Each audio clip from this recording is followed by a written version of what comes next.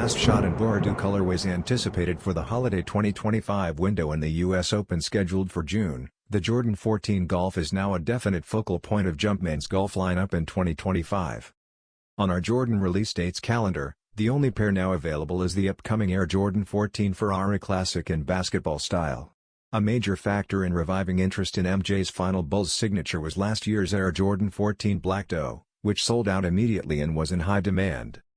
A perforated white leather upper and metallic copper accents on the triangular Jumpman, midsole plate, and heel logo define the Air Jordan 14 Golf US Open. The shoe's tongue, lining, and sole are all black, and the addition of round spokes improves its traction on the ground. We anticipate a release sometime from June 12 to June 15, when the US Open is held at the Oakmont Country Club in Pennsylvania. SRP is $250.